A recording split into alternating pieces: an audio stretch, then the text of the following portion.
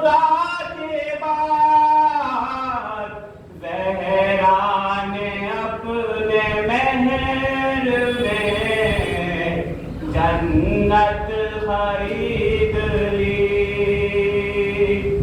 زہرا نے اپنے مہر میں جنت خرید لی. دنیائی اور دیگی نعرہ تکبیر.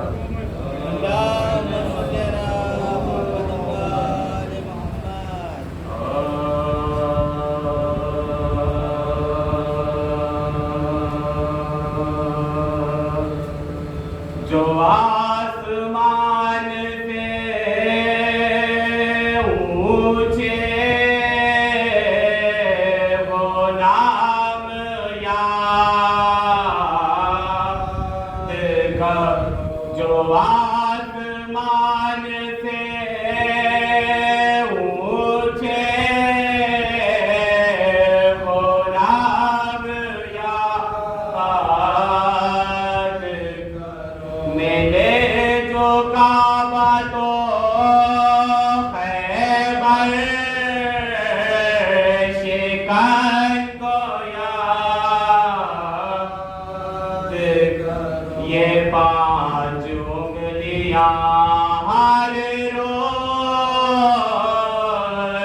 مجھ سے کہتی خدا کی راہ چلو پنجے تن کو یاد کرو. خدا کی راہ چلو پنجے تن کو یاد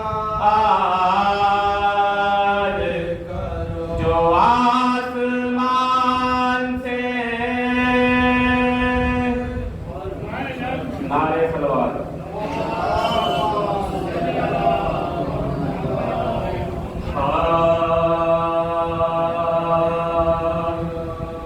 کیسے روکے گا ظلم سے ماتم حسین کا. کیسے روکے گا ظلم سے ماتم حسین کا. لعنت ہے ظالموں کے لیے غم حسین کا. برباد ہو کے رہ گئی طاقت یزید کی. برباد ہو کے رہ گئی طاقت یزید کی. لہرا رہا ہے آج بھی پرچم حسین کا. لہرا رہا ہے آج بھی پرچم حسین کا. کیسے رکے گا ظلم. نعرہ تکبیر.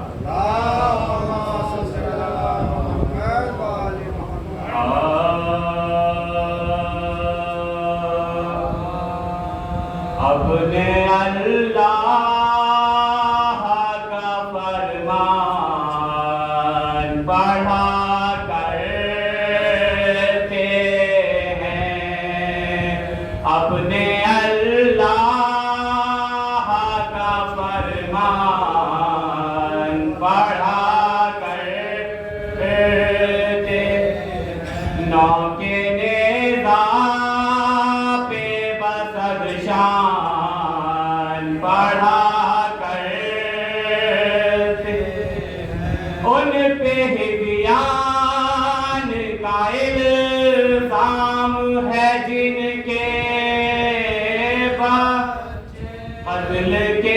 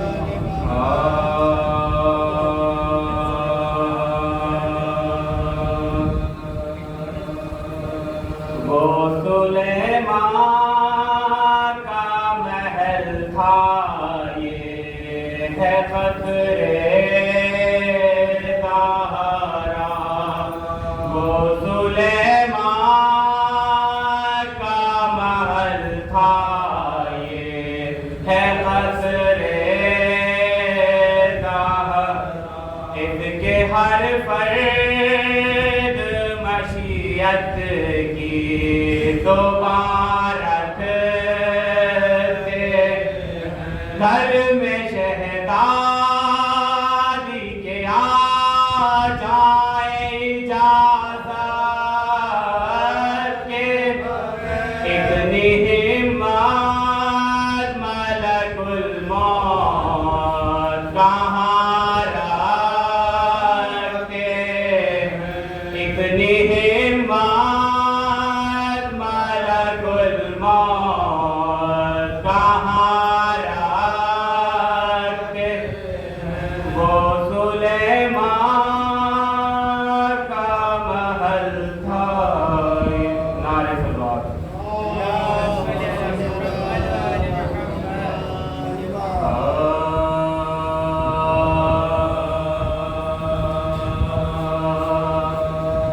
آنے والا جنگ میں حیدر ابو طالب کا ہے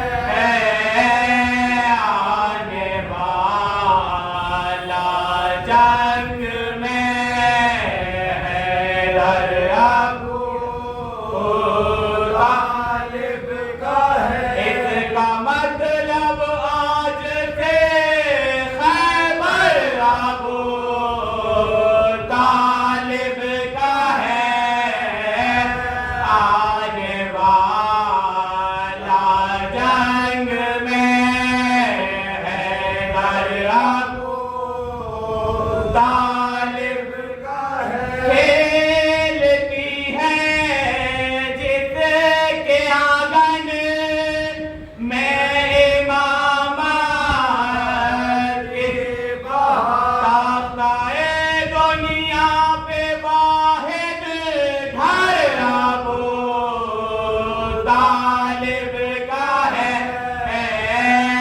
آنے والا جنگ میں حیدر ابو طالب کا ہے ہم سے آ کر پوچھئے معراج شب میں کیوں سو رہے تھے جس پہ وہ بستر ابو طالب کا ہے آنے والا جنگ میں حیدر ابو طالب کا ہے چیرتا ہے کر رہے عددر کو جھولے میں جو سینا پر بولتا ہے سر ابو طالب کا ہے آنے والا جنگ میں حیدر ابو طالب کا ہے میں ہوں فکر مجھ سے اونچے ہے بھلا بیس کے اڑ رہا ہوں جس پہ وہ شہ پر ابو طالب کا ہے آنے والا جنگ میں نعرہ صلوات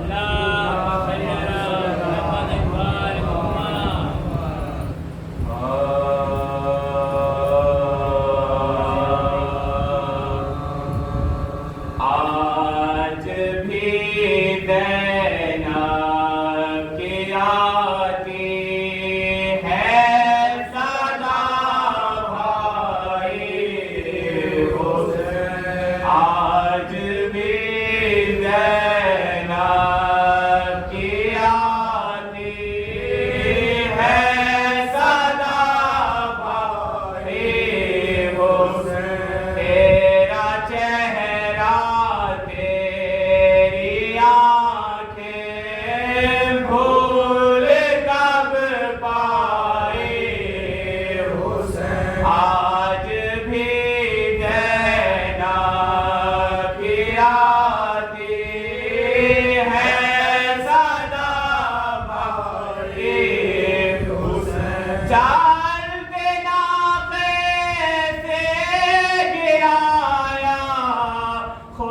کو جلتی ریت مٹنیوں کے بل میں تیری لاش تک آئے حسین آج بھی زینب کی آتی ہے صدا بھائی حسین بد میں گھبرائی تھی خنجر تجھ پہ چلتا دیکھ پھر کسی مشکل میں گھر کے میں نہ گھبرائی حسین آج بھی زینب کی آتی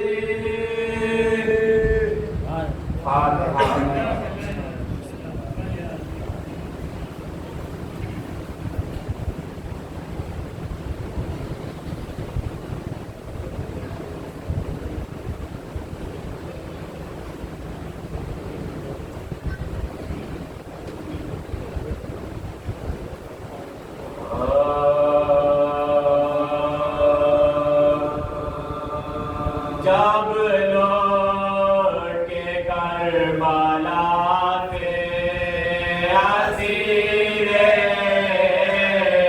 ستم چلے جب لوٹ کے کربلا سے اسیر ستم چلے چاند سر پر رہنا بدر دو علم چلے ہوتے سارا کو پیٹتے بادن دیوان چلے زینب نے لاش شہر سے کہا بھائی ہم چلے زینب نے لاش شہر سے کہا بھائی ہم چلے مرنے کے آپ کے میں یہ نہ اٹھاتے ہو دربار میں یزید کے سارے ننگے جاتے ہو دربار میں یزید کے سارے ننگے جاتے ہو ہائے ہائے میرے مسافر کربلا حسین ہائے ہائے میرے غریب میرے محلہ حسین ہائے ہائے تجھے نہ پانے کا قطرہ ملا حسین ہائے ہائے تمام تن تیرا ٹکڑے ہوا حسین ہائے ہائے تمام تن تیرا ٹکڑے ہوا حسین یاد گالے پہ خنجر بیداد چال گئے ہائے ہائے تڑا تڑا کے تیرا دم نکال گئے ہائے ہائے تڑا تڑا کے تیرا دم نکال گئے لینے نوالی کے بدار تجھے ملے کربلا خدا کی امانت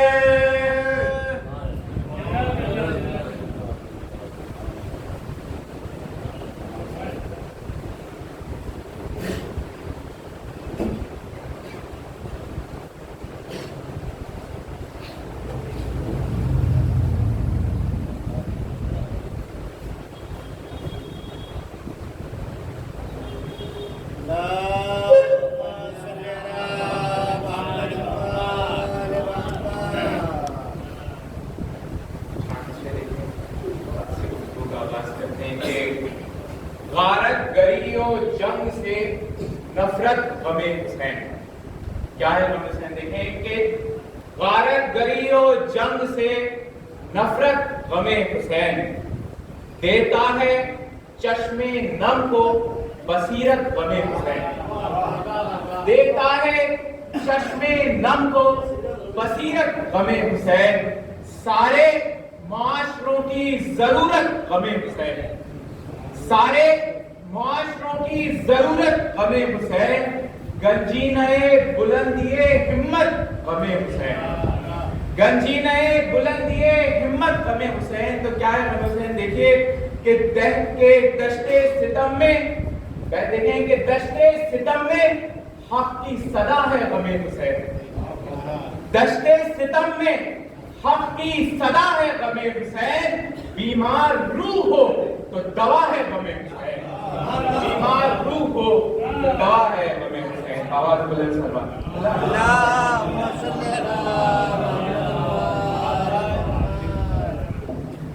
جیسا کہ آج کا مسئلہ ذرا کہ ایک طرف زینب کھڑی ہے ایک طرف شبیر. تو مطلب ایسا کریں کہ شان زینب کیا ہے اور کیا عظمت شبیر ہے. شان زینب کیا ہے اور کیا عظمت شبیر ہے. اس سے بڑے لفظ تھے میرے پاس کہ شان زینب کیا ہے اور کیا عظمت شبیر ہے. بھائی ہے قرآن بہن قرآن کی تفسیر ہے. شان زینب کیا ہے اور کیا عظمت شبیر ہے. شان زینب کیا ہے اور کیا عظمت شبیر ہے. بھائی ہے قرآن بہن قرآن کی تفسیر ہے. شان زینب کیا ہے اور کیا عظمت شبیر ہے. بھائی ہے قرآن بہن قرآن کی تفسیر ہے.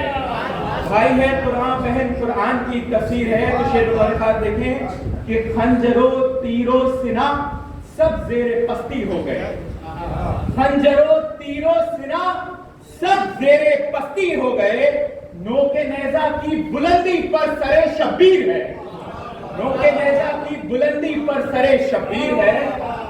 شعر ایک اور دیکھیں بطور خاص کہ قاسم و عباس و اکبر کی ضرورت ہی نہیں. شعر دیکھیں کہ قاسم و عباس و اکبر کی ضرورت ہی نہیں. ظلم کے لشکر پہ بھاری اصغر بیشیر ہے. قاسم و عباس و اکبر کی ضرورت ہی نہیں. ظلم کے لشکر پہ بھاری اصغر بیشیر ہے. تو تضمین دیکھیں خصوصاً کہ طالب بیعت جہاں میں بھاگ کر جائیں کہاں. طالب بیعت جہاں میں بھاگ کر جائیں کہاں. طالب بیعت جہاں میں بھاگ کر جائیں کہاں. ایک طرف زینب کھڑی ہے ایک طرف شبیر ہے. ایک طرف زینب کھڑی ہے ایک طرف شبیر ہے. طالب بیعت جہاں میں بھاگ کر جائیں کہاں. ایک طرف زینب کھڑی ہے ایک طرف شبیر ہے. تو شعر دیکھیں کہ قلب ظالم کٹ رہا ہے شام کے دربار میں.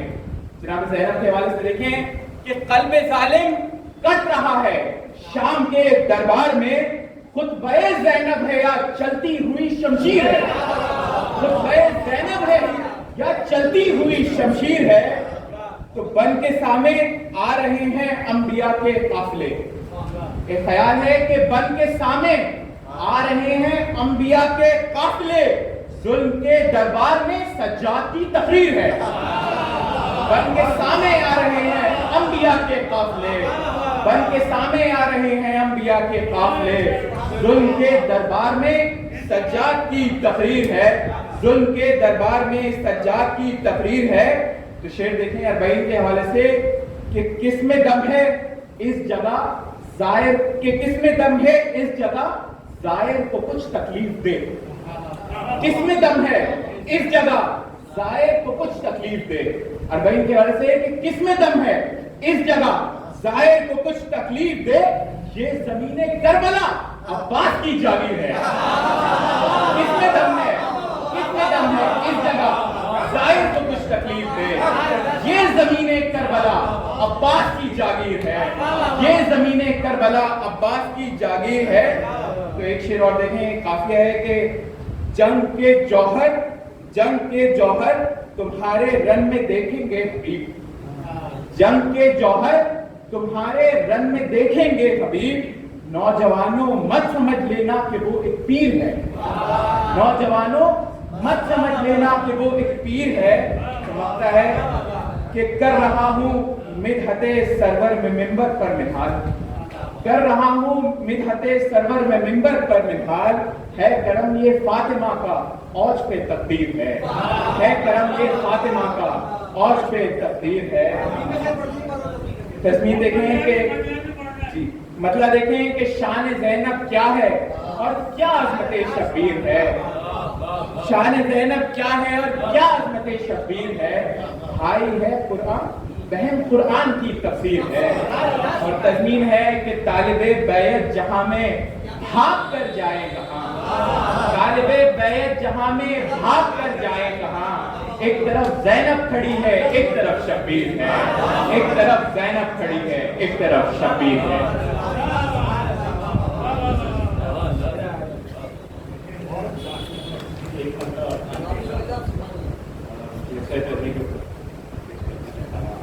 एक आईना नूर है, एक नूर की तनवीर है, एक आईना नूर है, एक नूर की तनवीर है, एक शबीह फातिमा है, एक अहमदी तस्वीर है, एक शबीह फातिमा है, एक अहमदी तस्वीर है। तो कल्ब में जिसके बसी ये उल्फते शब्बीर है, कल्ब में जिसके बसी ये उल्फते शब्बीर है, उसकी किस्मत में समझ लो खुद की जागीर है, उसकी किस्मत में समझ ले खुद की जागीर है। तो दीन खालिक को बचाने के लिए हर दौर में, दीन खालिक को बचाने के लिए हर दौर में एक तरफ ज़ैनब खड़ी है, एक तरफ दीन खालिक को बचाने के लिए हर दौर में एक तरफ ज़ैनब खड़ी है, एक तरफ तो और दो जानिब से भी महफूज है दीने खुदा, और दो जानिब से भी महफूज है दीने खुदा। एक तरफ है बिन्ते सरवर, एक तरफ बेशीर है, और दो जानिब से भी महफूज है दीने खुदा। एक तरफ है बिन्ते सरवर, एक तरफ बेशीर है, एक तरफ है बिन्ते सरवर, एक तरफ बेशीर है। तो शाह ने दीने हक की खातिर अपना अकबर दे दिया, शाह ने दीने हक की खातिर अपना अकबर दे दिया। ये खलीलुल्लाह तेरे ख्वाब की ताबीर है, ये खलीलुल्लाह तेरे ख्वाब की ताबीर है। तो जिसमें हिम्मत हो वो आए मुनहदिम कर दे मुझे, जिसमें हिम्मत हो वो आए मुनहदिम कर दे मुझे। एक रोजा सैयदा का कल्ब में तामीर है, एक रोजा सैयदा का कल्ब में तामीर है। जिसमें हिम्मत हो वो आए मुनहदिम कर दे मुझे, एक रोजा सैयदा का कल्ब में तामीर है। तो चेहरे बातें से खींची जाएगी उसके नकाब, चेहरे बातें से खींचे जाएगी उसके नकाब। आ गई सज्जाद की उस मोड़ पे तकरीर है, आ गई सज्जाद की उस मोड़ पे तकरीर है।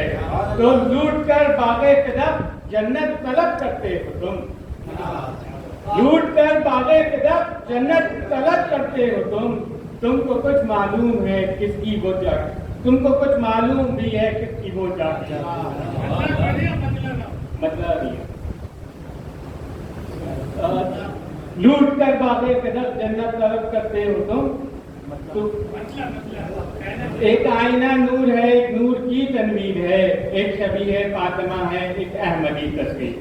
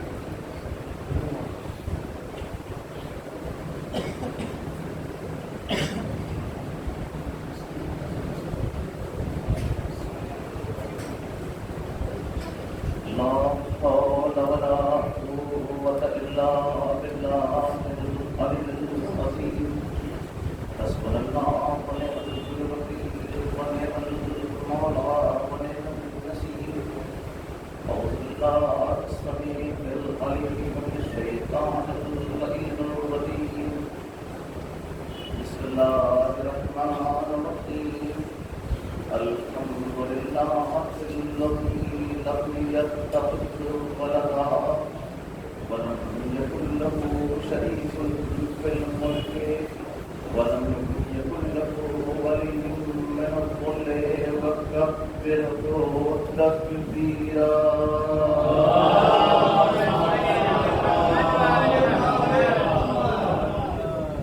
والصلاة والسلام والتحية والإكرام على الرسول النبي الأمي الذي أرسله بالحق بشيرا ونذيرا وداعيا إلى الله بإذنه سراجا منيرا سيدنا والشفيع المذنبين ومولانا أبي القاسم محمد الصالحين المعصومين المظلومين الذين أصاب الله عنهم الإصابة أرض تطهيرا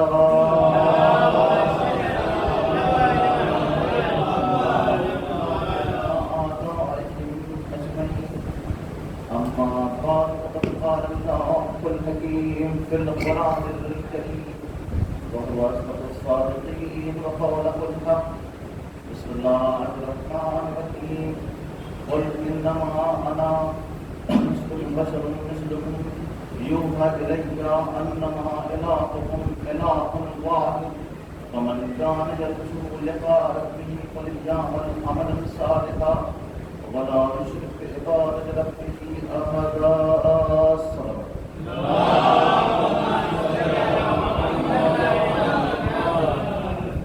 قرآن کریم سورہ کہف اس کی آخری آیت اشہد رب العزت آپ سے جب قل کہتے انما انا بشر میں تمہاری طرح بشر ہوں مثلکم مگر میری اور تمہاری بشریت میں انسان ہونے میں جو ترک تفریق ہے یہ لائن آف ڈسٹنکشن ہوئی ہے کہ انما الہکم الہ واحد ہمارے اوپر پیغام خدا وہی پروردگار آتی رہتی ہے تو وہی پروردگار ہے الہکم الہ واحد کہ آپ کے پروردگار بس اور بس فقط صرف پڑھ سکتی ہے.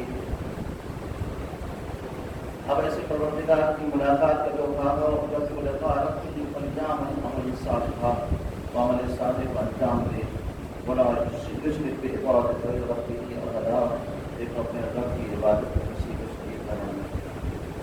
کیا کریمہ کے مضمون میں جو آپ کے ذہن میں عالی میں محفوظ ہے اس کے ظاہر میں جو سلسلہ بیان توحید اور کمال بشریت کے زیر عنوان چل رہا ہے. الحمدللہ آج وہ اپنے دوسرے مرحلے میں قدم رکھا ہے. آپ جانتے ہیں یا کریمہ کے بارے میں آپ کی خدمت میں عرض کر دوں مفسرین نے اس آیت کو سورہ کہف کی آخری آیت 110ویں آیت ہے کہ مفسرین نے اس کو ایک ڈیوائن اعلان بھی بتایا ہے.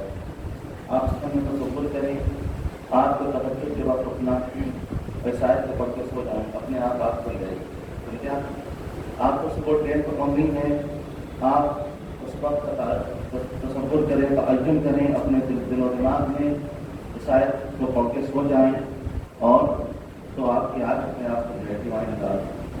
اور دوسری فضیلت کی بتائی کے معصومین نے کہ جب بندہ شاعر کی تلاوت کر کے بستر سے لیٹتا ہے تو بیت المعمور سے لے کے اس کے بستر تک نور ہی نور ہوتا ہے. تو بہرحال آج سے اس کی تلاوت شروع کریے انشاءاللہ یاد مل جائے گی اور جتنی آئے یاد میں آپ تو ہمارا چند کی وجہ تھی کہ توحید اور کمال بشریت. دیکھیے عقیدہ توحید کو رکھ کے نماز سبھی پڑھتے ہیں. کوئی مسلمان ایسا نہیں ہے کہ اس کے بارے میں فیصلہ کر سکیں وہ عقیدہ توحید پر نہیں. اب توحید کی حیثیت ہو سکتا ہے الگ الگ لوگ عالم اسلام میں کہ ان کے یہاں کچھ ہے ان کے یہاں کچھ ہے وہ ایک الگ بحث ہے. لیکن جتنے بھی ہیں سب پر سمجھدار ہے توحید سب متحدین ہیں اللہ سے بڑھتے اللہ شریف ایک ماننے والے ہیں. کسی کے ایمان میں عقیدے میں شک نہیں ہوتا. لیکن عقیدہ توحید رکھے ضروری نہیں ہے کہ انسان مزاج توحید کا حامل ہو. ہر ذات توحید کا حامل تبھی بنے گا جب اس کا عقیدہ صحیح ہوگا. سمجھا آپ نے؟ تو انسان بہت ہی باکمال تصور کیا جائے گا جو عقیدہ توحید کے ساتھ اپنے مزاج انسانی کو ترک کر کے مزاج توحید کا حامل بنے.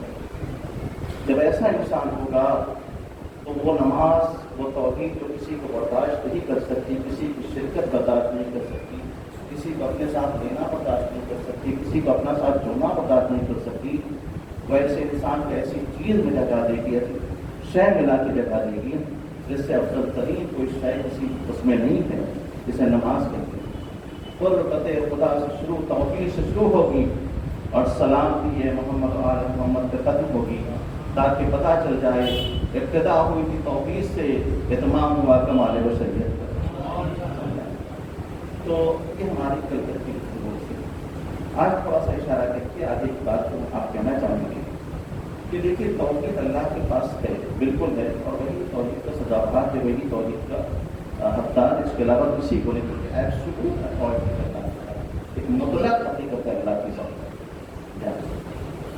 لیکن ہم کو اس توحید میں بڑی احتیاط سے کام لینا ہے. ہمارے یہاں ذات اور صفت الگ الگ ہوئی. ہم جب پیدا ہوئے تو لا تعلم من الشیء کی منزل میں تھے. کچھ بڑے ہوئے، ہم نے علم کو حاصل کیا، جیسے علم ہمارے پاس آیا، صفت علم آ کے ہم سے جڑ گئے اور ہمیں عالم کہا جانے لگا. یعنی ذات ہوتی تو لا تعلم من الشیء کی منزل. ہم نے اپنے زور بازوں سے پیسہ کمایا، کسی کی مدد کی، اسے اٹھا کے دے دیا، تو صفت سخاوت ہمارے اندر آ کے جڑ گئی. ہم بولے، سچ بولے، صفت صداقت ہمارے اندر آ کے جڑ گئی، ہم سے مل گئی ہمارے ساتھ. تو کیا اس کے معنی ہے ایک ذات ہے انسان کی اور اس کے اچھے اعمال، یعنی جیسے جیسے بیان کرتا جاتا ہے ویسے ویسے ہی ذات صفات کو کیپچر کرتی ہے. لیکن خدا کے ایسا نہیں ہے. سمجھا؟ خدا کی جو ذات ہے وہی صفت ہے، جو صفت ہے وہی ذات. سمجھا؟ کہ اس کے یہاں صفت کو ذات سے الگ ہے، ذات کو صفت سے الگ ہے. جیسے ہمارے رسول کے یہاں کہ پہلے منصب ملا یا پہلے ذات پیدا ہوئی. عام طور پر جاتا ہے کہ پہلے انسان کی ذات خلق ہوتی ہے، جو محنت کر کے ایک مقام پر پہنچتا ہے، اس کا تدریج پہنچتا ہے، تب جا کر کے وہ کسی منصب کا خطاب سارے منصب پہ جاتا ہے. سمجھا؟ 20 سال 15 سال 25 سال کر کے جب جا کر کے محنت کرنے کے بعد، ریاست کرنے کے بعد اسے کوئی منصب ملا تب سارے منصب پہ جاتا ہے. مگر رسول کے نام ایسا نہیں ہے. رسول کے نام ان کا منصب عین ذات ہے، ذات عین منصب. دوسرے نبیوں میں اس نبی میں فرق یہ ہے کہ ہر نبی وہ تھا جسے بشر بنا کے پیدا کیا گیا اور نبی بنا کے بھیجا گیا. یہ نبی وہ تھا جسے نبی بنا کے پیدا کیا گیا، پہلے بشر بنا کے. دنیا اس کی بشریت کو سمجھنے کے لائق ہو جائے تب جا کے اس کی رسالت ہو جائے. یعنی موضوع میں یہاں پر اتنا نہیں کہہ سکتے یہ چیز کی ورنہ رسول کے یہاں سے ان کی ذات کو ان کے منصب سے ذات سے رکھی گیا تب سے اللہ کے یہاں صفات کو ذات سے اور ذات اور صفات سے رکھی گیا. اب وہ بندے اتنے پاکمال ہوں گے جنہیں اللہ اپنی ذات اور صفات کو مظہر بنا دے. آج کا بیان یہاں سے شروع ہوتا ہے.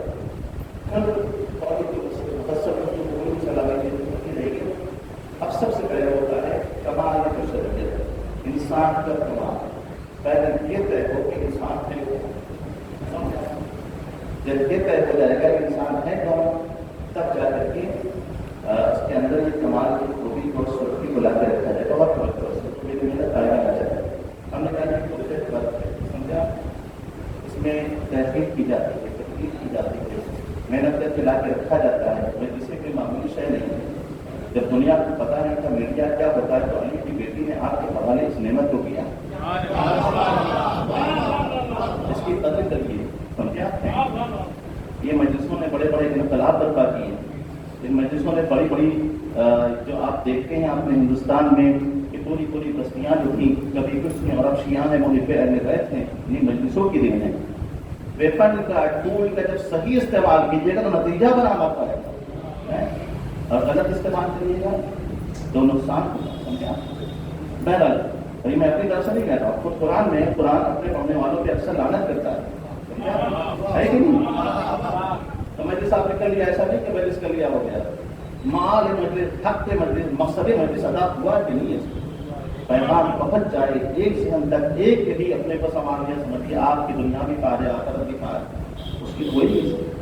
پر انسان کیا ہے، انسان کون ہے، اور بہت توجہ سے. تو اب چلی بات یہاں سے. تو بڑے بڑے ایکسپرٹس بیٹھے، گریس سے کیمبرج تک، آکسفورڈ سے ہارورڈ تک، ہندوستان سے یونان تک، ایران سے انگلستان تک، کہ حل کیا جائے مسئلے کو، اس معاملے کو انسان کیا ہے. سمجھا؟ اچھا یہ بات یہاں پہ کرنا اس لیے ضروری ہے جب انسان کے لیے جو وقت پڑ گیا ہے کہ اپنی شرٹ اور ٹی شرٹ کے نیچے ہیومن بینگ ہیومن، انسانی وجود انسان، مجھے پہچانو میں انسان ہوں، خود بتا رہا ہے بیچارہ. اس سے یہ پتہ چلتا ہے انسانی صورت میں آنے کا نام انسان نہیں ہے، بلکہ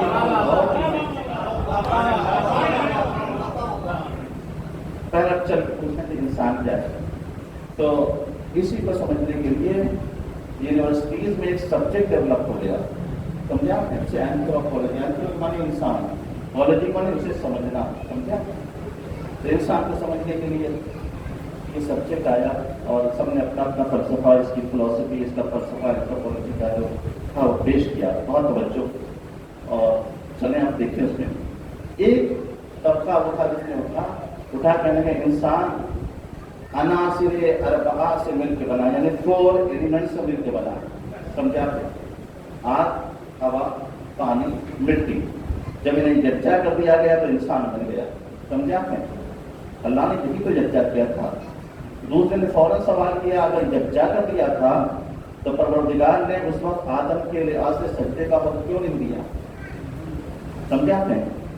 تو اس نے اپنے فلسفے پیش کیا کہ آگ، ہوا، پانی، مٹی سے انسان کی باڈی بنی ہے. دوسرا جو آیا اس سے انسان نہیں بنا.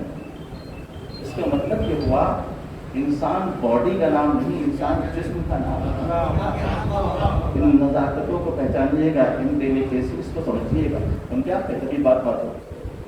ایک دوسرا طبقہ آیا، اس نے اپنا فلسفہ پیش کیا. اس نے کہا جب آگ، ہوا، پانی، مٹی سے جسم بن جائے اور اس میں اللہ کو پھونک دے، ایک کھنکھناتا ہوا پتلا کھڑا ہو جائے تو اسے انسان کہا جاتا ہے.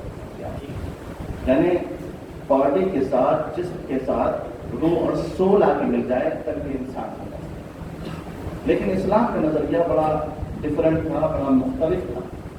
انسان نے کہا نہیں، نہ جسم کا نام انسان ہے، نہ روح کا نام انسان ہے، یا جسم اور روح کے مل جانے کا نام انسان نہیں ہے، بلکہ انسان نام ہے جس کا جب اللہ مادے سے جسم، مٹیریل سے باڈی، اپنے امر سے روح اور سے سول کہتے ہیں، کمان سے سول، اور اپنے نور سے عقل، انٹلیکٹ سے اپنی لائف سے انٹلیکٹ کو، یعنی جب اللہ مادے سے جسم کو اور اپنے امر سے روح کو اور اپنے نور سے عقل کو پیدا کر کے کسی کوآرڈینیشن پوائنٹ پہ ملا دے تو یہی بیوٹیفل ویزیبل انٹیگریشن عرف عام میں انسان اتنے اس کے معنی ہوئے ایک مکمل انسان وہ ہوگا جہاں مادے سے جسم بھی ہو، جہاں امر الہی سے روح بھی ہو، جہاں نور الہی سے عقل بھی ہو. صلوات محمد علیہ.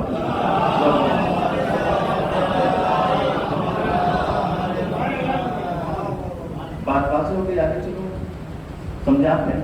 مادے سے جسم، امر سے روح اور نور سے عقل، جب یہ تینوں مل گئے تو اسی انٹیگریشن کو عرف عام میں انسان کہا.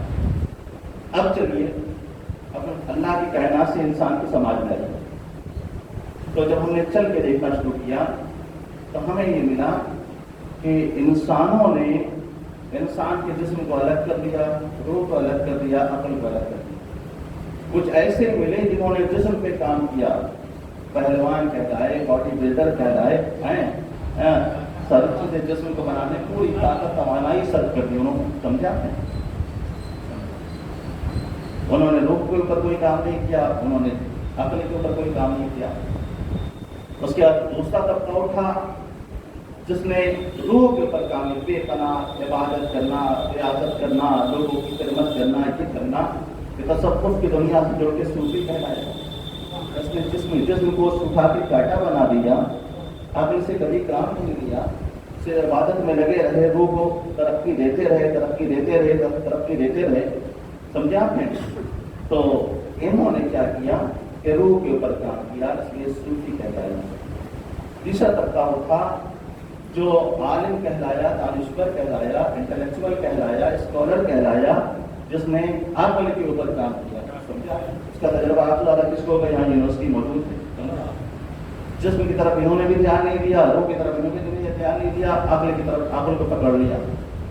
اب چلیے چل کے دیکھیے کہ جس نے صرف جسم پہ کام کیا وہ باڈی بلڈر بنا، جس نے صرف روح کے اوپر کام کیا اور مسٹک کہلایا، صوفی کہلایا، جس نے صرف عقل کے اوپر کام کیا وہ دانشور کہلایا، انٹلیکچوئل کہلایا، اس کے علاوہ تو کچھ نہیں۔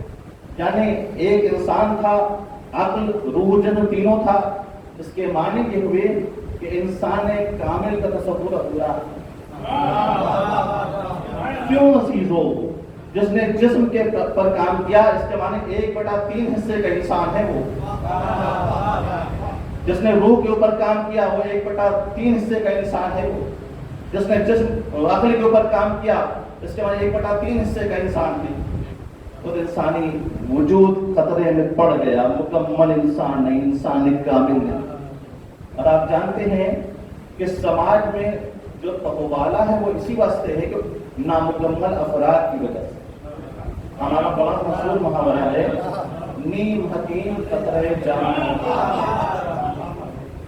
آج انسانوں کی 7 ارب آبادی جو پوری دنیا میں پائی جاتی ہے، جو ادھل پتھل مچی ہے، وہ اس بات کا ثبوت ہے کہ انسان مکمل انسان نہیں، کامل انسان نہیں، انسان کامل نہیں، سمجھا؟ تو ضرورت ہے کہ انسان کامل بنے تاکہ پوری دنیا کو پرسکرپشن دے سکے کہ ٹارچرڈ ہیومینٹی کو کنسول کیا جا سکے، بلکہ انسان کے سکون عافیت میں لایا جا سکے۔ توجہ سے بات نہیں پہ واضح نہ ہو سکے بتا دیجیے گا کہ مجلس ون وے ٹرافک نہیں ہے، سمجھا آپ؟ اگر کوئی بات واضح نہیں ہوتی تو آپ پوچھیں، سوال کریں، سمجھا آپ؟ روکے ذاکر کو، سمجھے؟ اب ہمارے یہاں پتا کہ ذاکر پڑھ کے چلا گیا، واضح نہیں پائی، دوسرے لوگوں سے پوچھ رہے ہیں، اس سے نہیں پوچھ رہے ہیں، ارے اس سے پکڑیے، وہ ذمہ دار ہے، اس نے کہا ہے، سمجھے؟ کہاں سے؟ تو یہ چیز ہونی چاہیے، انٹریکٹیو ہونا چاہتا ہے۔ تو مجلسوں کا مقصد یہی ہے، سمجھا؟ بہرحال اس کے معنی یہ ہے کہ جتنے بھی انسان ہیں سب کامل نہیں ہیں، 1/3 حصے کے حامل ہیں، سمجھا آپ نے؟ کامل نہیں، 1/3 حصے کے حامل، چاہے جو بھی ہو سکے۔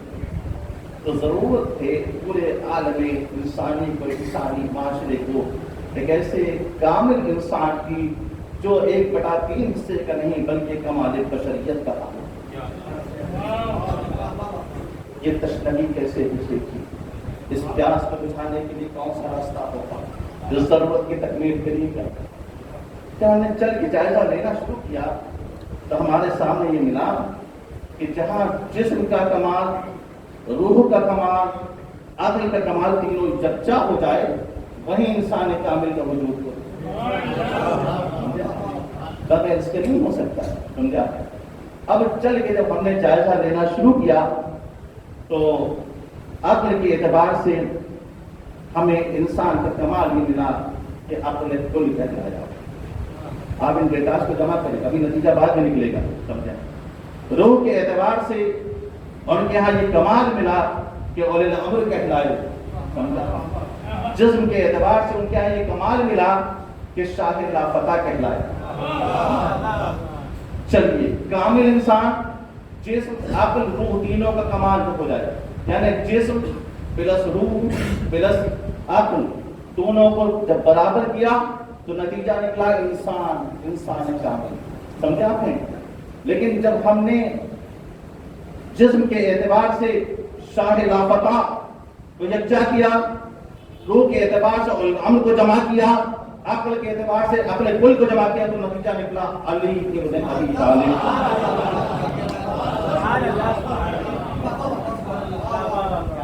جو تینوں چیزوں کے کمال کو، تینوں اشیاء حقیقتوں کے کمال کو یکجا کر کے صاحب کمال بن جائے وہ انسان ہے، جو انسان کے کمال سے پرے ہو کر کے صاحب کمال بن جائے وہ علی ابن ابی طالب۔ نہیں میں ایسے نہیں چھوڑا अभी रुकना पड़ेगा, ऐसे भी बातें नहीं है, खिताबत नहीं है कि बात उड़ा दी जाए, समझे आपने। आप चल के देखें कि अक्ल कुल रूह का कमाल, समझे। रूह से बात शुरू करते हैं, क्योंकि जब सोल होगी नहीं, अब रूह निकल जाएगी तो ना अक्ल काम की रहेगी ना जिस्म काम का, सब एक दूसरे को सपोर्ट कर रहे हैं उसके फंक्शन, समझे। इसमें बहुत अहम तरीन रोल है रूह का। चलिए अब चल के देखिए आप रूह क्या है। इमाम हसन मुस्तफा अलैहिस्सलाम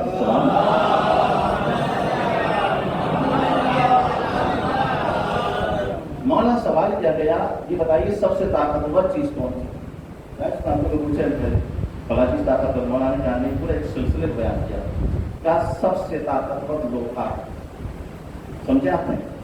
लोहे से ताकतवर आग है जो उसे पिघला देती है, आग से ताकतवर पानी है जो उसे बुझा देता है, सुनिएगा सिलसिले को। पानी से ताकतवर हवा है जो उसे बादल बना के उड़ा देती है, हवा से ताकतवर मलक है जो उसे चला रहा है, मलक से ताकतवर मौत है, मलकुल मौत है जो उसे मार डालेगा, मलकुल मौत से ताकतवर मौत है जो मलकुल मौत को भी आ जाएगी, और मलकुल मौत से ताकतवर वो अम्र इलाही है। अम्र तक बात आ गई, अम्र तक बात आ गई, समझे आपने। अब सोचे इस अम्र का जो औलिल अम्र होगा, साहिब अम्र होगा, उसकी ताकत का आलम क्या होगा। अच्छा मैं बातें करता हूँ अम्र क्या होता है।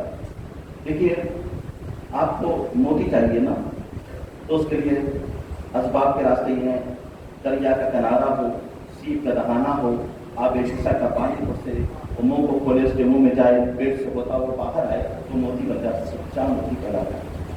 यह है असबाब, यानी स्टेजेस हैं, यहाँ 1 2 3 4 जो संपूर्ण तब जाके मोती मिलेगा। लेकिन जब अम्र की ताकत से ये काम होता है तो मौला हाथ धोते जाते हैं, नालो जवाब बनता जाता है। यह है अम्र की ताकत, साहिब अम्र से।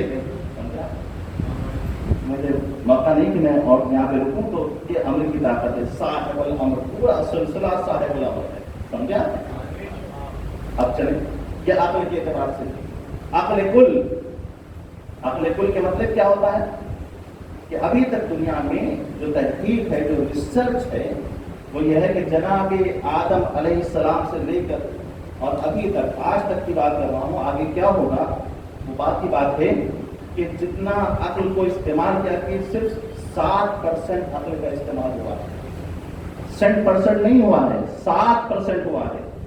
क्योंकि जितने आए हैं सबके पास वो सलाहियत ही नहीं कि अपने अक्ल को उस कैपेसिटी के कैंपस पे ला करके सही यूटिलाइज कर सके। 7% का नतीजा ये है कि आपने सैटेलाइट भेज दिया चंद्रयान, समझे आपने। उसमें हम हमारे जैसे लोग, बड़े बड़े लोग, आइंस्टीन जैसा आलिम शामिल है, साइंटिस्ट शामिल है, न्यूटन जैसे लोग शामिल हैं, शेक्सपियर जैसे अदीब शामिल है, बड़ी बड़ी हस्तियां शामिल है, सिर्फ 7% इस्तेमाल हुआ है। तो मगर इनके हम मामला ये है, ये अक्ल कुल है, समझा। अक्ल कुल के 100% अक्ल को रखने वाले उसका इस्तेमाल करने वाले। बात को वाज़ेह कर दूं, जैसे जबान होती है, अंग्रेजी 26 अल्फाबेट्स होते हैं, इसकी प्रोफाइल अरबी में 29 होते हैं, हर जबान के अलग होते हैं। वैसे उलूम के भी अल्फाबेट्स हैं, प्रोफाइल हैं, जो 28 आए हैं रवायत में। जनाब आदम अलैहिस्सलाम से लेकर इमाम हसन अस्करी अलैहिस्सलाम तक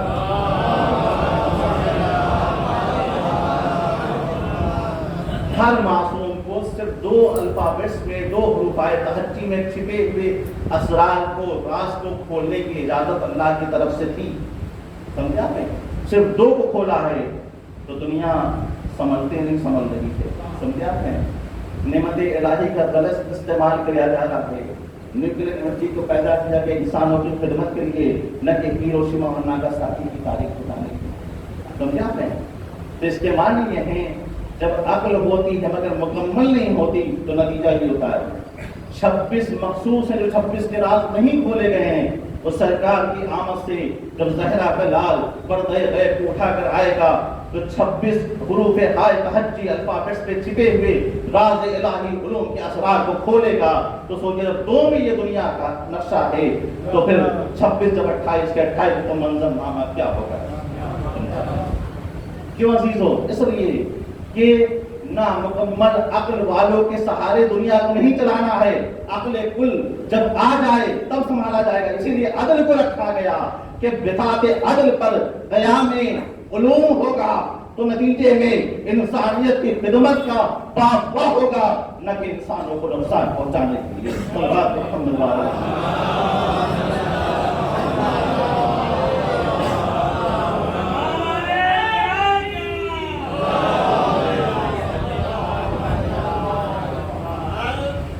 یہاں پہ اکثر لوگ کہتے ہیں کیا اور معصومین کو نہیں معلوم تھا کہ اس کے جو 28 میں کیا ہے وہ نہیں بتا سکتے تھے؟ اگر وہ نہیں بتا رہے تو اس کے معنی یہ نہیں کہ انہیں نہیں پتا تھا۔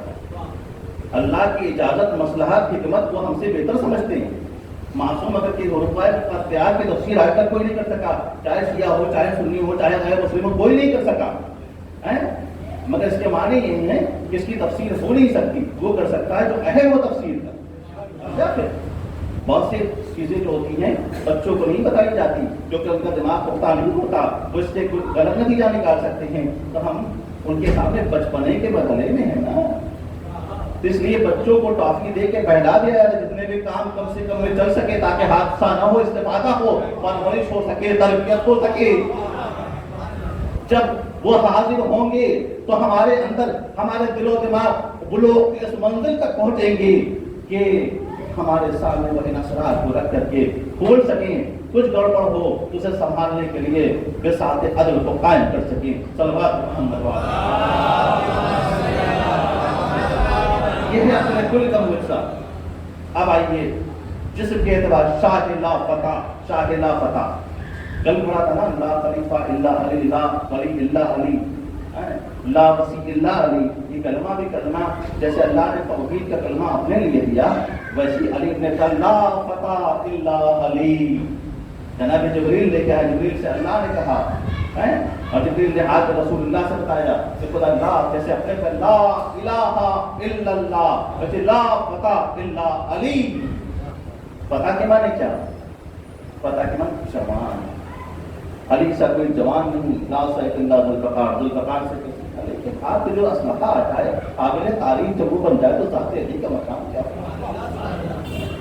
لا فتح علی سا کوئی جوان۔ اردو میں اتنے وہ سب نہیں ہے، میں واضح کر دوں۔ دیکھیے عربی میں جوان کے لیے جو لفظ استعمال ہوتا ہے دو ہے، ایک ہے شباب، ایک ہے لاپتہ۔ شباب الحسن والحسین سید شباب اہل الجنہ، جنت کے جوانوں کے سردار ہیں۔ شباب اس جوانی کو کہتے ہیں جہاں ایک عروج کے جانے کے بعد زوال آ جاتا ہے، سمجھا؟ یعنی گرتا ہے وہ، جتنی جیسے زوال کہتے ہیں۔ زوال کا وقت کیا ہوتا ہے؟ نماز کا زوال کا وقت آ گیا، نماز کا بڑے وقت آیا۔ زوال کا مطلب یہ ہوتا ہے سورج کو جتنا چڑھنا تھا، جتنی ترقی کبھی تھی کر چکا، اب گرنا شروع ہو گیا، جھکنا شروع ہو گیا، یہ زوال ہوتا ہے۔ ہر کمال میں، ہر عروج میں ایک زوال ہے۔ شباب کی جوانی ہمارے سامنے ہے، جس سے ہم لوگ گزر رہے ہیں، جو گزر چکے، اس شباب والی جوانی۔ تو کہا الحسن والحسین سید شباب اہل الجنہ، یہ کہہ کے بتایا پروردگار نے۔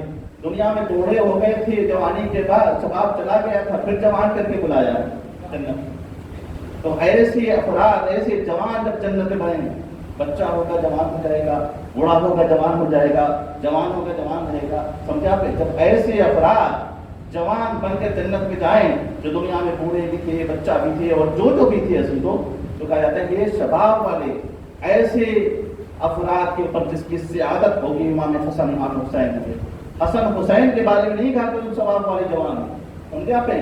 کہا شباب والے جوانوں کے سردار ہو، یہ احتیاط ہے، سمجھا؟ اسی طرح لاپتہ کے معنی جوان ہوتے ہیں۔ لاپتہ اس جوانی کو کہتے ہیں جہاں شباب کے بعد کبھی زوال نہیں آتا، کبھی بڑھاپا نہیں آتا۔ یہی وجہ ہے عزیزو پوری زندگی،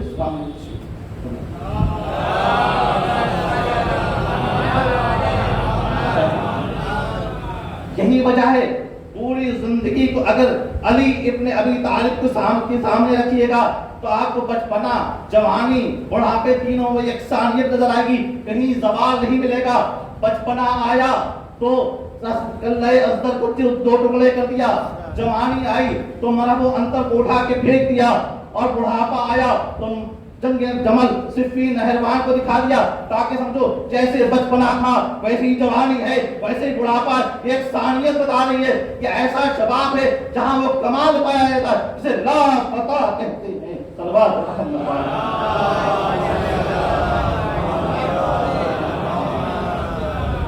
एक इससे बेहतर सलवात पढ़ा होता।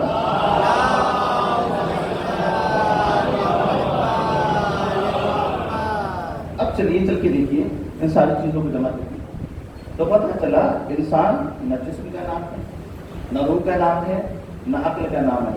जब तीनों का एक इंटीग्रेशन बन जाए तो इसी को इंसान है। मुकम्मल इंसान, काबिल इंसान तभी होगा। समझे आपने?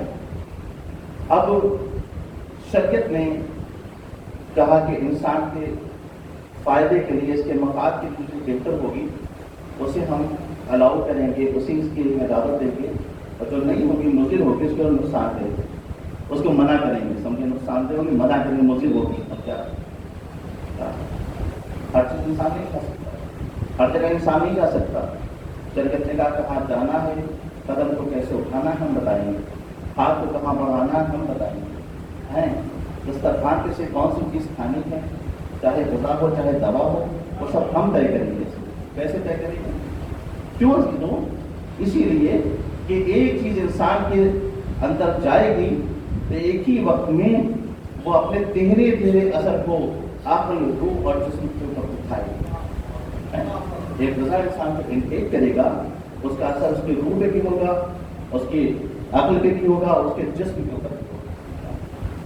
तो इसीलिए शरीयत ने कहा हम जिस चीज को हलाल कहते हैं समझो उसे तुम्हें देना है, वो फायदा पहुंचाएगी तुम्हारे अक्ल को भी, तुम्हारी रूह को भी, तुम्हारे जिस्म को भी। और जिसे हराम कर दें वो जिस्म के लिए भी नुकसानदेह है, रूह के लिए भी नुकसानदेह है और अक्ल के लिए भी नुकसानदेह है। और आप जानते हैं तीनों की सारे मौजूद हैं। मैं अपनी तरफ से नहीं कह रहा हूँ, हलाल हराम का पहरा दिखा करके परवरदिगार आदत बहुत बड़ा कर्म किया है इंसान को। समझे आपने? अगर इंसान सिर्फ अपने रिस्क में, अपनी ग़िज़ा में, अपने सस्टेनेंस ऑफ लाइफ में मोहताज हो जाए तो जिंदगी का नक्शा भी बदल रिस्क में हलाल खाए। समझे आपने?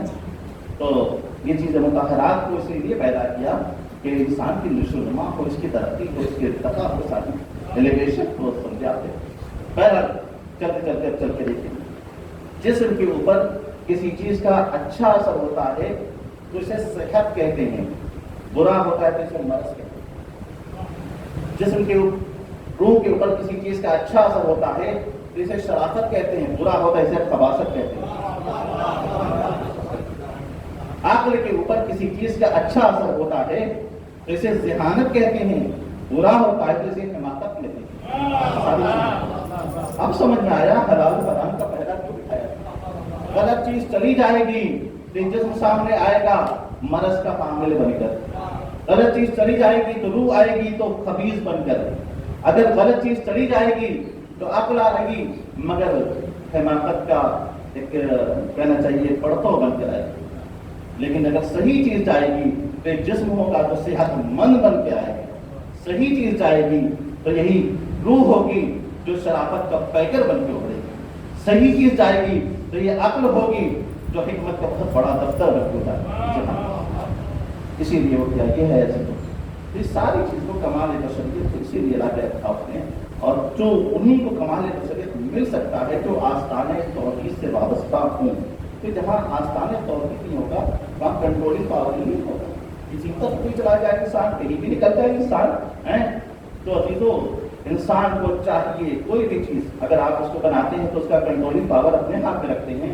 तो तकाज़ा है अगर ये जिसने आपको बनाया अपना कंट्रोलिंग पावर उसे दे, जब उसके पास चला जाएगा तो नतीजे में इस्तेफादा होगा, कभी हादसा नहीं होगा। बस तो बात की गलती चली आ रही है तो मैं कहाँ तक अर्ज करूँ और वक्त अब खत्म हो रहा है। बात को समेट के बाकी बातें इंशाल्लाह कल के इसमें होगी। अब चल के देखिए विसाल को ले लीजिए। मुहर्रम आता है जहाँ मुहिब्बान अहले बैत आमादा हो जाते हैं इसके लिए, वहाँ दुश्मनान अहले बैत भी आमादा हो जाते हैं इसे रोकने के लिए। इतना पहरा बैठने के बाद भी आज़ादारी बड़ी शान और शौकत से हो रही है, क्योंकि आज़ादारी ہماری تحریک نہیں ہے، یہ وعدہ الہی ہے جو اپنے ایفا کے صدیوں کو توڑتا ہوا صبح قیامت کی طرف ایفا کی منزل سے ہم کنار۔ مولانا بیٹھے ہیں کہ ڈاکٹریٹ کی اسی سبجیکٹ کی طرف پوچھیں، آپ کے یہاں جو عزاداری ہوتی ہے، علی گڑھ کی میں بات کر رہا ہوں، کہ معمولی شہری بزرگوں کی بڑی قربانیاں ہیں۔ میں نے ابھی اپنے بزرگوں سے سنا ہے اور کسی مضمون میں پڑھا تھا کہ علی گڑھ مسلم یونیورسٹی میں مائنورٹیز کی چھٹیاں ہوتی ہیں، جو لوگ کسی سے وابستہ ہیں وہ جانتے ہوں گے، جو افراد جا کے رہنے والے بھی جانتے ہوں گے۔ تو جو کسی نے کہا کہ اتنی چھٹیاں کیوں دیتی ہیں آپ، پڑھائی کے لیے اس کی بنائی گئی ہے، گھر بیٹھنے کے لیے نہیں بنائی، بات صحیح ہے سمجھا۔ تو اس نے چھٹیاں بہت سی کم کر دی، محرم کی 12 دن کی چھٹی جو پہلے یہاں ہوتی تھی وہ بھی ختم ہو گئی، سمجھا۔ اور نتیجہ یہ ہوگا وہ چھٹی جب ختم ہو گئی تو طلباء، شیعہ طلباء بھی، سنی طلباء بھی اپنے اپنے گھروں پہ جاتے تھے اور چھٹی اچھی خاصی ہوتی ہے اور وہاں پر سب جمع ہوتے تھے۔ آج بھی ویران بستیاں مسجد بھی آباد ہوتی ہیں، آپ کو بس معلوم ہی ہے۔ تو ایک ہم نامہ شروع ہو گیا، نامہ شروع اس وقت ڈاکٹر ذاکر حسین صاحب وائس چانسلر یونیورسٹی کے جو ہندوستان کے صدر جمہوریہ بھی ہوئے، اور علامہ سید مشتبہ حسین مسلم رامپوری صاحب شالوجی کے صدر شعبہ تھے۔ تو ذاکر حسین صاحب نے ان سے کہا کہ اس مسئلے کا حل کیسے کیا جائے، طلباء میں اتنا ہنگامہ، اتنا احتجاج ہو رہا ہے، بتائیے کیا راستہ ہو سکتا ہے۔ تو انہوں نے کہا کہ صحیح کہہ رہے ہیں آپ، لیکن ہم سے زیادہ اس سے آپ کو سمجھنے کی ضرورت ہے۔ تاکہ سامنے کیسے، کیونکہ میں وائس چانسلر کا نہیں، وائس چانسلر کا نہیں، ہم عزادار حسین ہیں، آپ ذاکر حسین، اس مسئلے کو آپ سمجھیے۔ ڈاکٹر صاحب مسکرائے کہ بالکل صحیح کہہ رہے ہیں، اور میں ابھی ہندوستان کے باہر جا رہا ہوں ایک آدھ ہفتے کے لیے، اور وہاں سے واپس آؤں گا، تب تک آپ ڈھونڈیے اس کا حل کیا ہے، سولوشن کیا ہے۔ تو جب وہ آئے تو ہم پولیس صاحب اپنا پوری تیاری کر ہی چکے تھے، اس حساب سے اس کو کرنا تھا۔ چھٹیاں وہ 12 دن کی رکھوائی نہیں جا سکتی تھی، ظاہر سی بات ہے کہ دیکھیے محرم کرنے کے لیے گھر جانا یاد مولا ہے، اور یونیورسٹی میں رہ کے پڑھنا مقصد مولا ہے۔ کل میں نے عرض کیا تھا حدیبیہ کا قلم، خیبر کا علم، سمجھا آپ نے؟ خیبر کا علم یاد مولا ہے، حدیبیہ کا قلم مقصد مولا ہے۔ ہم نے علم کو لیا اور قلم چلا گیا تو ہم ادھورے ہیں، مکمل نہیں۔ ہم نے قلم کو اٹھایا اور علم کو چھوڑ دیا تو ہم مکمل نہیں، دونوں کو لے کے ساتھ چلنا ہے، کیونکہ اللہ نے اس اصول کو قائم کر دیا ہے کہ جن ہاتھوں میں خیبر کا علم ہوگا انہیں ہاتھوں میں حدیبیہ کا قلم ہوگا، تاکہ یاد اور مقصد بلا فصل مل کے چلے۔ صلوات محمد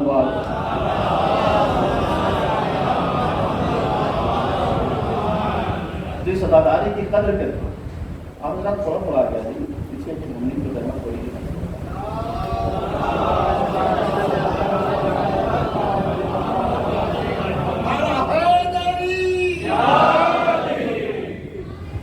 تو رامپوری صاحب نے کہا ڈاکٹر صاحب اس کا ایک ہی راستہ ہو سکتا ہے کہ آج جب آپ ہالس میں بیت الصلاۃ میں عزاداری کر رہے ہیں کہ ہم اس عزاداری کے لیے چھٹی نہیں دے سکتے، اس عزاداری کو اسی یونیورسٹی میں ہم قائم کریں اور یونیورسٹی اس فنڈ کو اسپانسر کرے، فائنانس کرے، سمجھا آپ نے؟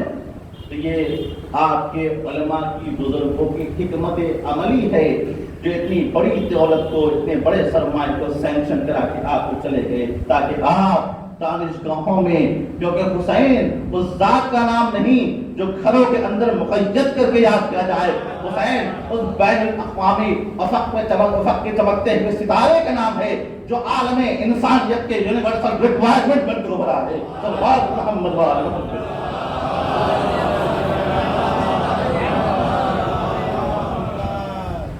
تو یہ چیزیں ہیں تو بڑی احتیاط سے بہت محتاط ہو کر کے عزاداری کا جو کلچر ہے اسے آپ کو باقی رکھنا ہے، اسے آپ کو پروموٹ کرنا ہے۔ ہمارے یہاں عزاداری میں اصلاح شروع ہو گئی۔ عزاداری اصلاح کرنے کے لیے عزاداری سے اپنی اصلاح کرنے کی ضرورت ہے۔ ہم اپنی اصلاح کر دیں گے، عزاداری میں کبھی کوئی خرابی آئے گی؟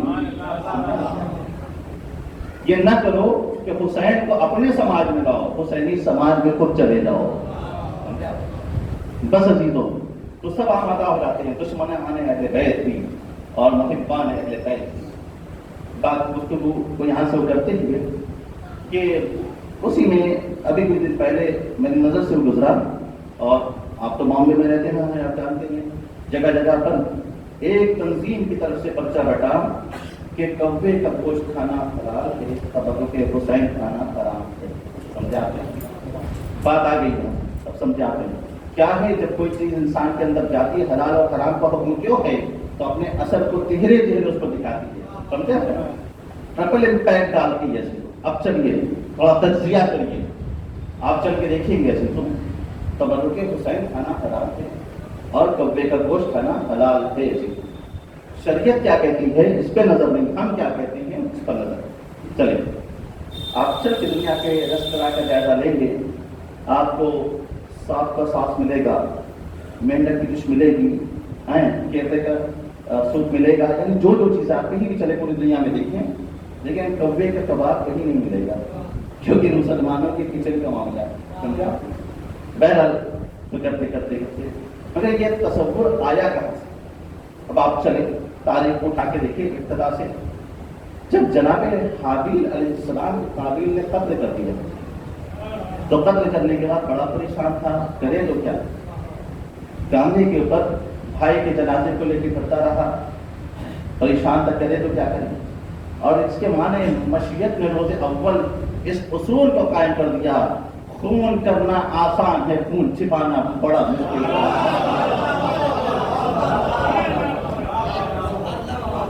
حابیل کا خون نہیں بہا، دنیا کی 1/4 آبادی تک 4 نشانوں پر مشتمل آبادی، ایک موضوع مستقل کر دیا ہے. تو ظاہر سی بات ہے اللہ نے کوے کو پیدا کیا، 2 کوے آئے، ایک نے کو مارا اور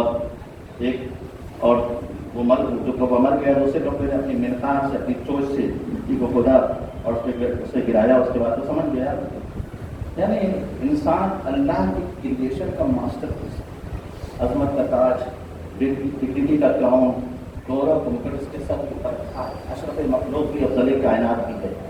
مگر جب انسان اپنے معیار سے اپنے کو گرا دیتا ہے، اس قدر گرتا ہے کہ اللہ کی ناچیز مخلوق اس کے اس تربیت کے لیے استاد بنا.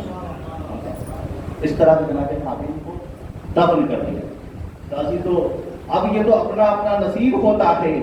جو قابیل والے ہیں ان کے نصیب میں کوے کا گوشت آیا، جو حابیل والے ہیں ان کی تقریر میں تبرک حسین آیا. کل میں نکل رہا تھا، تبرک لیا جایا تھا، اس میں کچھ بچے تھے جو کہہ رہے تھے، میں بچوں کے لیے کہہ رہا ہوں تبرک حسین کو لکھ کے بڑے ادب سے لیجیے، بڑے احترام سے لیجیے.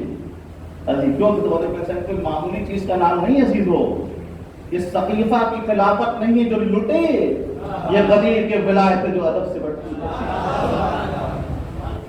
تبرک حسین ایسا لیجیے کہ لگے کہ حسین کا تبرک لے رہے ہیں، ایسا نہ لگے کہ سرکاری راشن کی دکان سے غلہ لے رہے ہیں، ایسا لگے کہ مولا کی بارگاہ سے کوئی طلب کر رہے ہیں. صلوات محمد علیہ.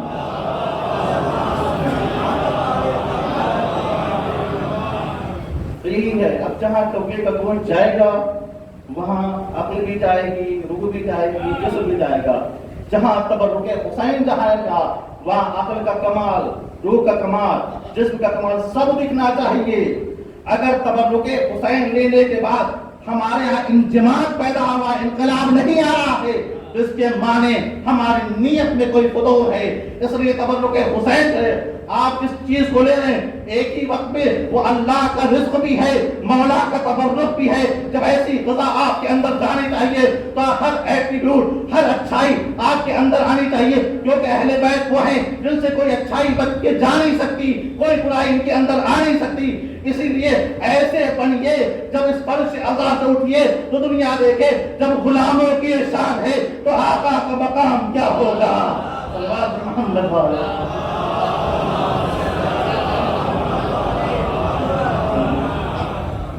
بس اپنے مسائل کے لیے وقت ختم ہو رہا ہے، باتیں بہت ہیں، کیسے میں سب بات کو سمیٹ سکتا ہوں. انشاءاللہ کوشش کروں گا. آج کی گفتگو یہی کرو گا. ابھی آپ کو مسئلہ سنا بھی نامہ پڑھا جائے گا. ابھی پیش خان نے اس پر وقیہ ایک طرف زینب دلگیر ہے، جی یہ ہے، یہ کیا ہے، کہاں سے آیا؟ شاید کے ذہن میں یہ اپج سمجھا کہ اس کا سورس آف انسپریشن کہاں ہے، جہاں سے اٹھایا. چل کے دیکھیں. جزید کا نام جب آتا ہے تو جزید کون ہے؟ جب تاریخ اٹھا کے دیکھیے گا تو پتہ چلے گا آج جو دنیا کے ملک ہیں یزید کے زمانے میں پروونس تھے، اسٹیٹ تھے، صوبے تھے، بہت بڑی مملکت کے بادشاہ تھے. افریقہ کے بیشتر ممالک اس کے قبضے میں آ چکے تھے. ایشیا میں سندھ تک کمن ڈال چکا تھا، آگے بڑھنا ہی چاہتا تھا. ماسکو کے کچھ علاقے اس میں آ ہی چکے تھے. یورپ بہت بڑی دنیا کا بادشاہ تھا، کسی کوئی معمولی نہیں تھا. یہ تو بیچ پہ کربلا آ گئی جس نے اس کے سارے منصوبے کو ختم کر دیا. سمجھے آپ نے؟ اتنی بڑی مملکت کے بادشاہ جہاں تجزیہ اور فرات کے اوپر اس کی حکمرانی کے تیور چلتے تھے، روانی چلتی تھی، درنگیں اٹھتی تھیں، ایسا کوئی سب ہوتا تھا، کوئی اس کے خلاف سوچ نہیں سکتا تھا. آج چھوٹے سے بچے کے سامنے یزید کا نام لکھے، بیٹا یزید آئے تو کیا کرو گے؟ تو کہے گا ہم یزید کو مار ڈالیں گے، کاٹ ڈالیں گے. یہ کیا اتنے بڑے ڈکٹیٹر کو کس نے کھلونا بنا کے رکھ دیا بچوں کو؟ کیا کبھی غور کیا؟ سمجھاتے ہیں یہ زہرا کے بیٹوں اور بیٹیوں کا وجہ. ایک طرف زینب ہے، دلگیر ہے، میں اپنی طرف سے نہیں کہہ رہا ہوں. سنیے یزید کیا ہے. چاروں بھائی بہن سے بیٹا ہے یزید. تاریخ گواہ ہے. قیصر روم نے معاویہ کے پاس اپنے پیغام کو بھیجا کہ تم اپنے نمائندے کو ہمارے پاس بھیجو. تو معاویہ نے بہت سے تحفے تحائف لے کر کے یزید کو بھیج دیا. امیر المومنین حضرت علی ابن ابی طالب علیہ السلام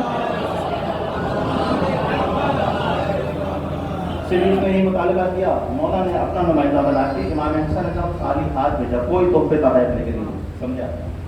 اب قیصر روم کے دربار میں یزید بھی داخل ہوتا ہے، امام بھی داخل ہوتے ہیں. یزید بیٹھا تھا دربار میں. روایت کے جیسے مولا داخل ہوئے امام حسن مصطفیٰ علیہ السلام، قیصر روم کھڑا ہو گیا. پہلو میں اسی تخت میں اپنے پہلو میں جگہ دی امام کی تاریخ ایسی تھی. اور اس کے بعد اس نے اپنے کسی آدمی کو اشارہ کیا، وہ صندوق سے کوئی چیز لے کر کے آیا. یزید بڑے تحفے تحائف لے کے گیا، اس کے ہاتھ کو چما یہ کیا، مولا بیٹھے ہوئے. اور اس نے اس فائل کو کھولا، جیسے البم ہوتا ہے، البم ٹائپ کا، سمجھے اس میں فوٹوز لگائی جاتی ہیں. تو پلٹنا شروع کیا. یزید سے پوچھا کیا بتا سکتا ہے یہ کون ہے؟ بہت غور کیا، نہیں بتا پایا. پورا البم ختم ہو گیا مگر یزید کسی کا نام پہچان نہیں پایا. امام حسن علیہ السلام کی طرف بڑھایا تو مولانا نے کہا یہ نوح کی فوٹو ہے. سمجھا آپ نے؟ یہ ابراہیم کی ہے، یہ موسیٰ کی ہے، یہ عیسیٰ کی، سب کا طرف بتا دیا. کیوں بتا دیا؟ ابھی وہ جو جس کا وارث ہوتا ہے وہ اپنے بزرگوں کو جانتا ہے. بلا وجہ آپ نے کہتے السلام علیکم یا وارث آدم صفۃ اللہ، السلام علیکم وارث نوح نبی اللہ. وہ رکھتا تھا. سمجھا ہے؟ بس یزید بڑے تحفے تحائف لے کے گیا تھا مگر مولا خالی ہاتھ گئے تھے. قیصر انہوں نے بے شمار تحفے تحائف امام کو دیا. امام وہاں چلے، غریبوں میں لٹاتے ہوئے آئے. یزید ذلیل ہو کے نکلا، ہار کے نکلا. کس نے مارا؟ امام حسن نے. امام حسن کی ٹھوکر کھا کے لڑکتا ہوا جب دربار سے آ کے میدان میں گرا تو امام حسین نے پیٹا اسے. جب میدان سے آ کے پھر اپنے دربار میں گیا تو زہرا کی دونوں بیٹیوں نے اس طرح سے کر دیا کہ قصر یزید کو حسین کا عزا خانہ بنا دیا.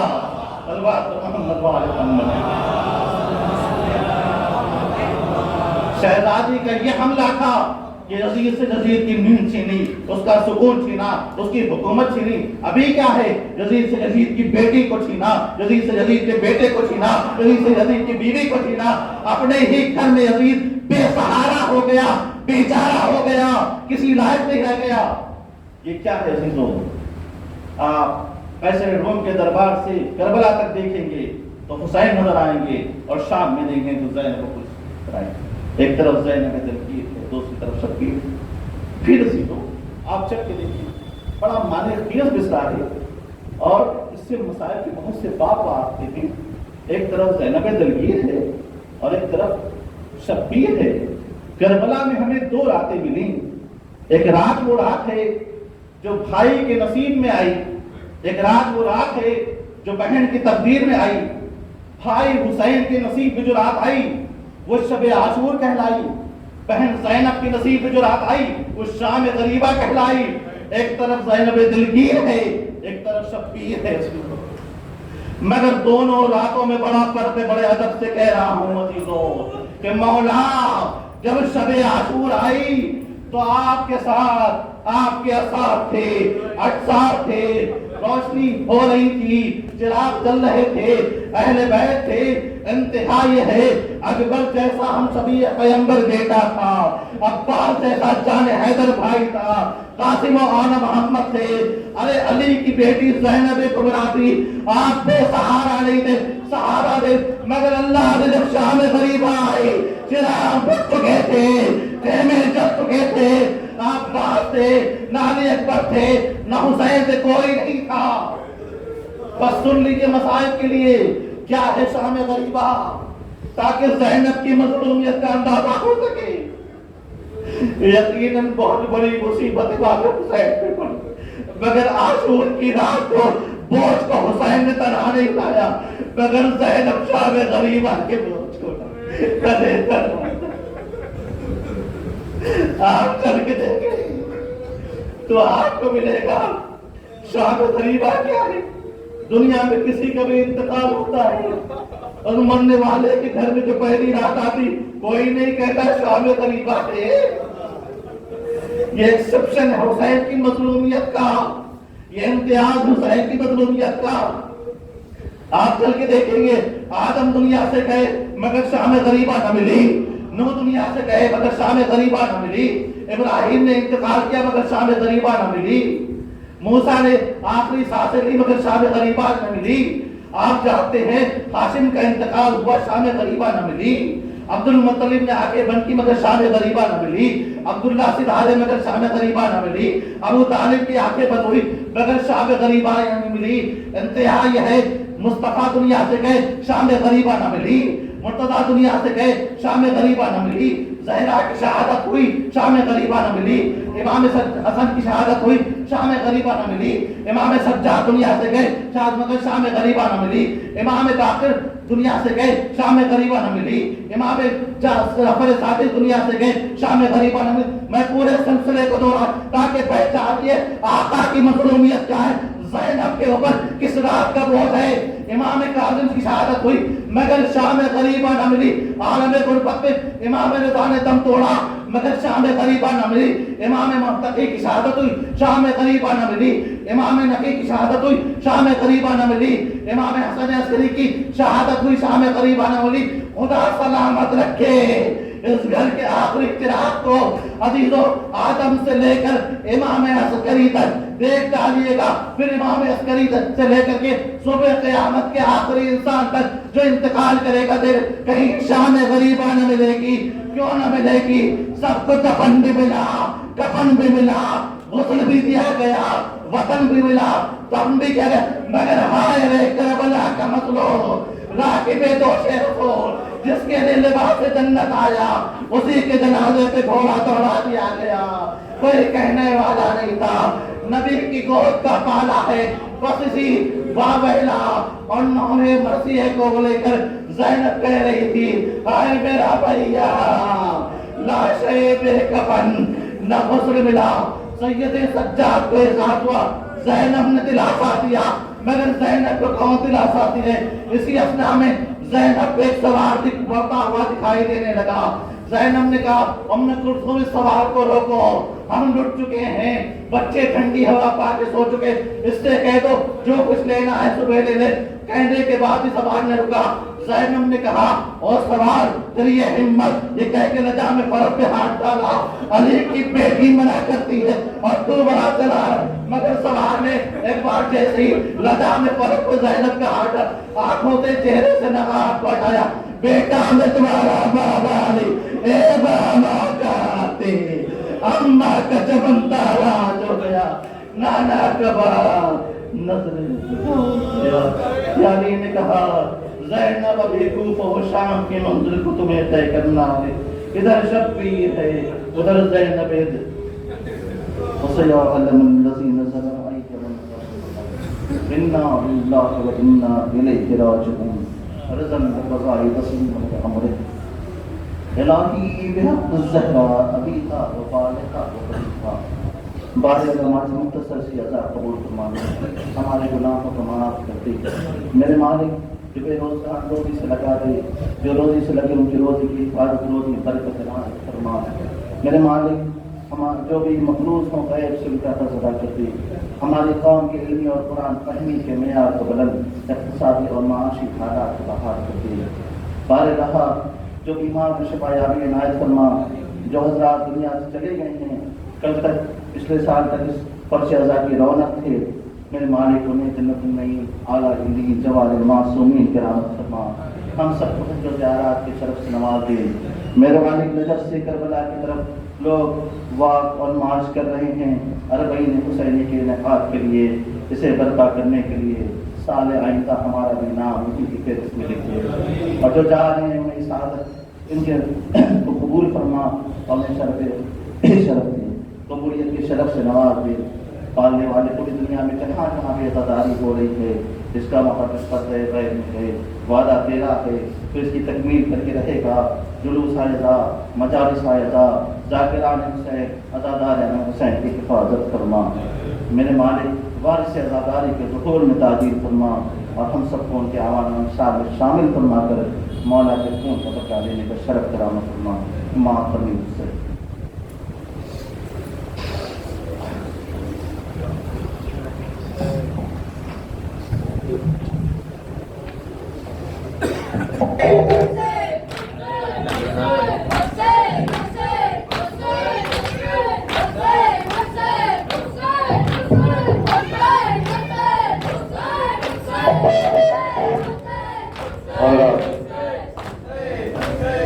آج کا مصرع طرح ایک طرف زینب کھڑی ہے، ایک طرف شبیر ہے، آج کے نوح خان جناب رضا عباس اور جناب ادیب زیدی، گزارش کر رہا ہوں تمام ان سے کہ وہ ایک نوح خانوں کی حوصلہ افزائی کریں۔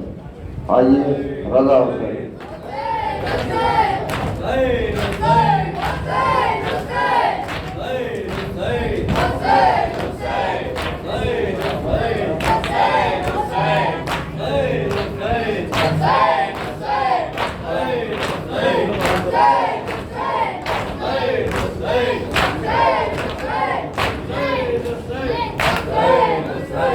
دست نامحرم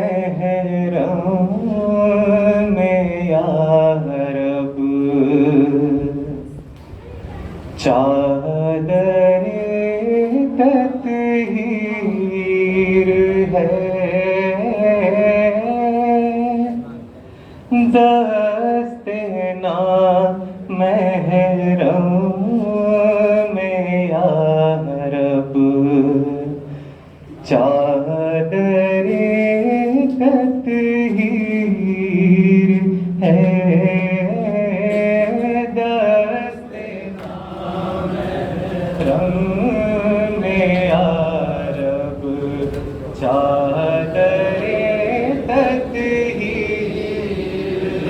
ہے، دست نامحرم میں یا رب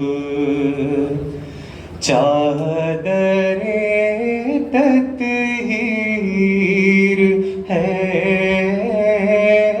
دست نامحرم میں یا رب چادر تطہیر ہے۔ یہ بھی کیا خواب خلیل اللہ کی تعبیر ہے، دست نامحرم میں یا رب چادر تطہیر ہے، دست نامحرم میں یا رب چادر شیخ غازی نے کہا کیسے زیارت ہو نصیب،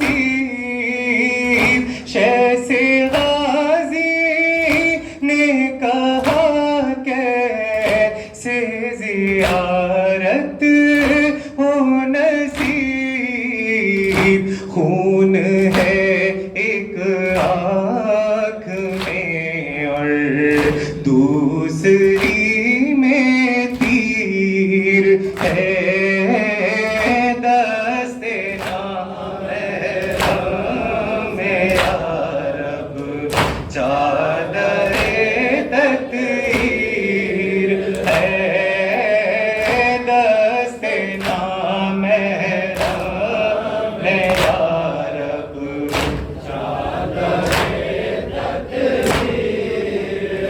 دیکھ کر مر جائے گی زینب چھپا لے اے لئی دیکھ کر مر جائے گی زینب چھپا لے اے لئی خون میں شبیر کے ڈوبی ہوئی شمشیر ہے دستے نامحرم یا رب چادر تطہیر ہے دستے نامحرم یا رب چادر رو کے زینب نے کہا باز آ کر دیکھ لے رو کے زینب نے کہا باز آ کر دیکھ لے نرغے آدھا میں سرنگے تیری ہمشیر ہے دستے نامحرم یا رب چادر تطہیر ہے تسبیح کا شعر سماعت کریں حضرات یا رب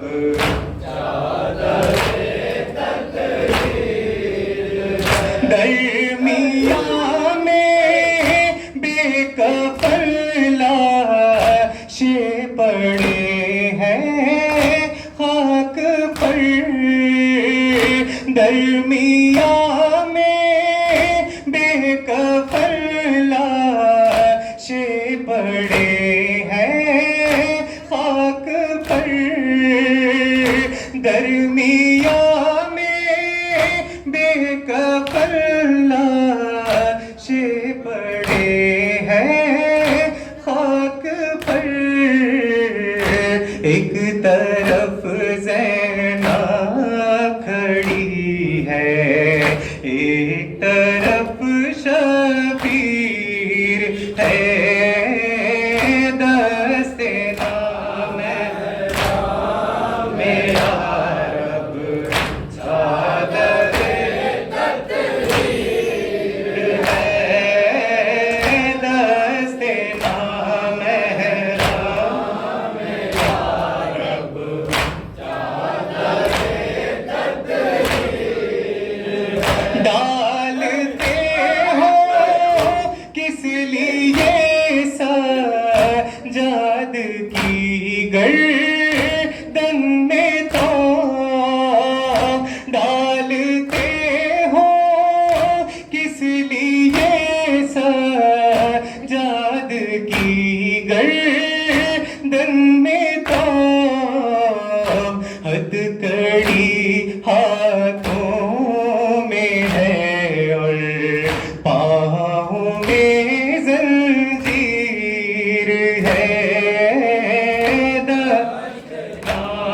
نامحرم یا رب چادر تطہیر ہے دستے نامحرم یا رب چادر تطہیر ہے چین سے سوئے گا گھبرانا ہے میرا باپ چین سے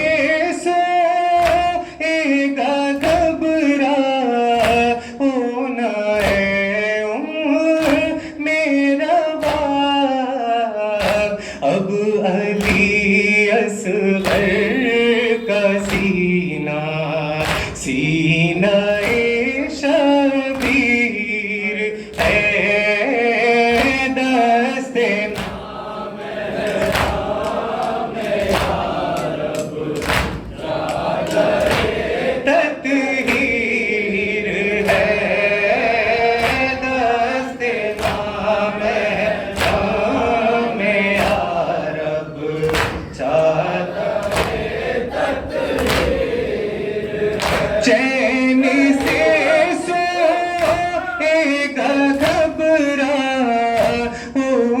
ہے میرا باپ، چین سے سوئے گا گھبرانا ہے میرا باپ، اب علی اصغر کا دھولا سینہ شبیر ہے، دست نام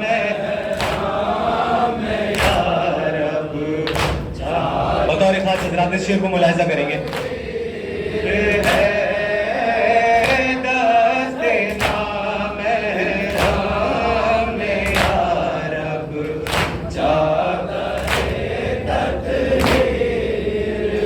جلتی ریتی پر لٹا کر کہتے تھے شاہ زمن، جلتی ریتی پر لٹا کر کہتے تھے شاہ زمن، کوئی تو کھائے ترس بچہ میرا بے شیر ہے، دست نام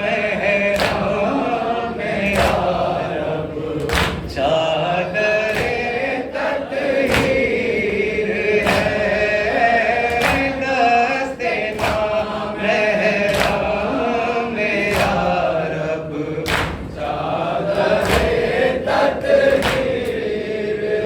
جلتی ریتی پر لٹا کر کہتے تھے شاہ زمن، جلتی ریتی پر لٹا کر کہتے تھے شاہ زمن، کوئی تو کھائے ترس بچہ میرا بے شیر ہے، دست محرام یا رب، چادر تطہیر ہے، دست محرام یا رب،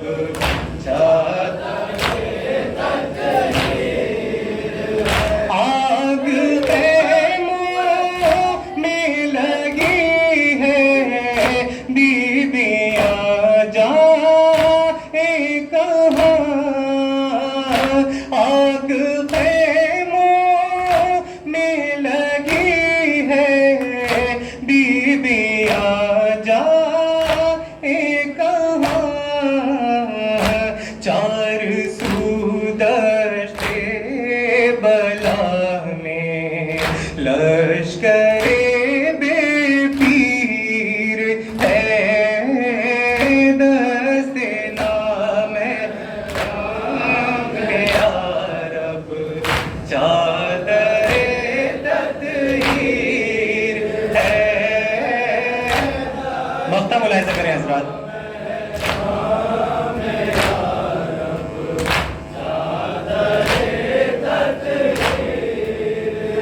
تم ہو نوحہ خواہ عجیب اور میں ہوں آصف نوحہ گر، تم ہو نوحہ خواہ عجیب اور میں ہوں آصف